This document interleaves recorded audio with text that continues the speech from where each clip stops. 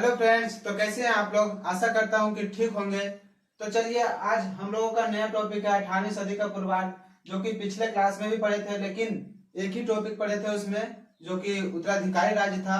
तो आज हम लोग पढ़ेंगे विद्रोही राज्य। लेकिन उससे पहले आप लोगों को वीडियो अगर यदि अच्छा लगता होगा तो आप हमारे चैनल को सब्सक्राइब कर दीजिएगा और लाइक कर दीजिएगा और बेल आइकन भी जरूर दबा दीजिएगा, ताकि आपके पास सबसे पहले नोटिफिकेशन जाए कि इस वीडियो जैसा कंटेंट हम लोग लाते हैं तो सबसे पहले आप लोगों तक पहुंचे। और हम आप लोगों के लिए ही ये सब वीडियो लाते हैं, तो आप भी कोऑपरेट कीजिएगा। तो चलिए, आज हम लोग देखते हैं विद्रोही राज्य।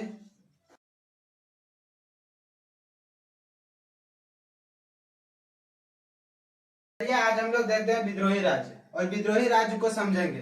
तो विद्रोही राज्य, जैसे विद्रोह शब्द जो है वो आप लोग जान ही गए होंगे कि विद्रोह झगड़ा उगड़ा जो होता है वही विद्रोह है।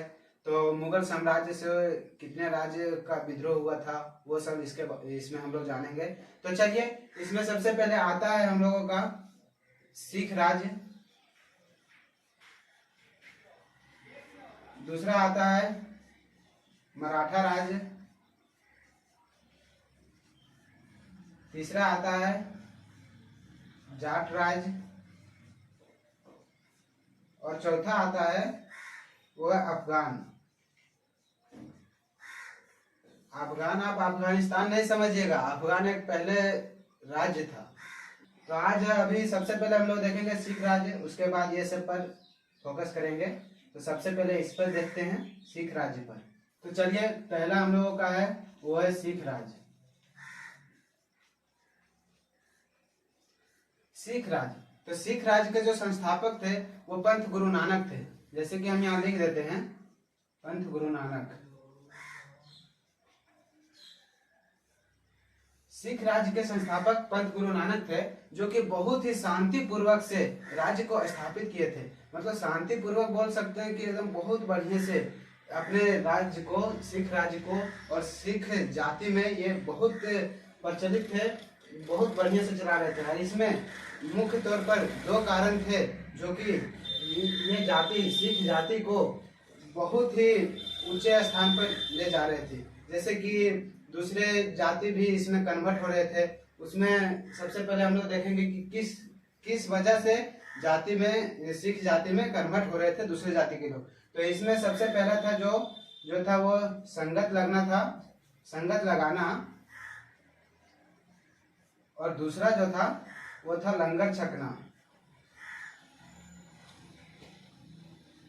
लंगर छकना, लंगर छकना का मतलब है, तो इसको बोल सकते हैं सामूहिक भोजन।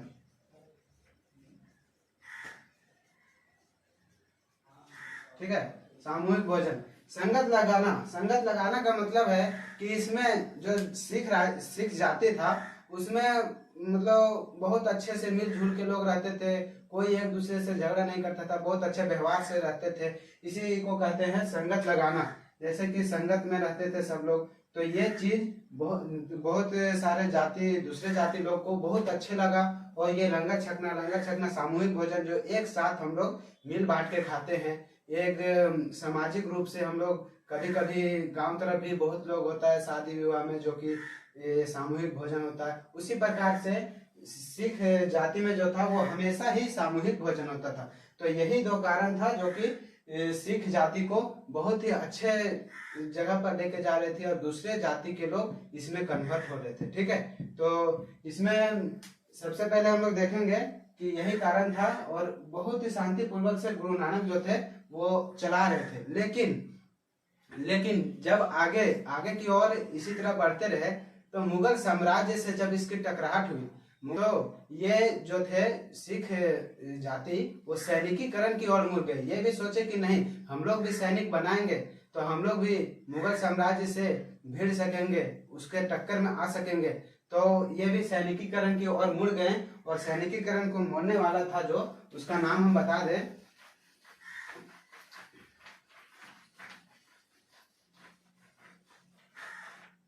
उसका नाम था गुरु गोविंद।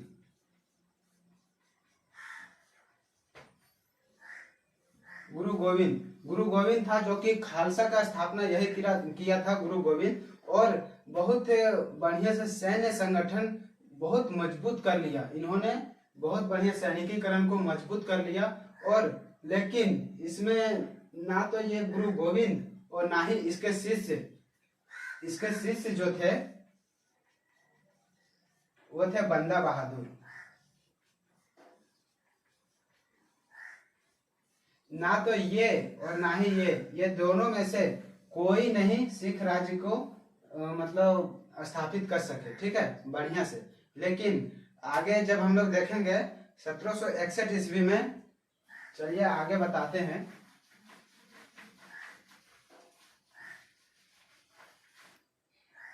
आगे जब हम लोग देखेंगे 1761 ईस्वी में पानीपत का तृतीय युद्ध जो हुआ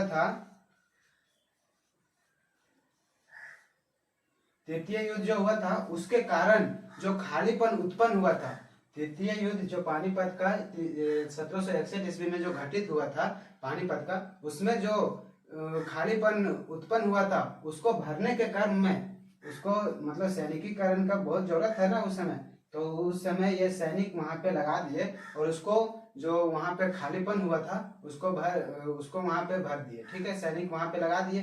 तो ये हो गया। तो सैनिक लगाने के बाद 1764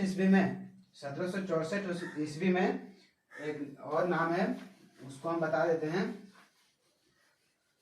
1764 ईस्वी में जो कि है रंजीत सिंह जो कि भारत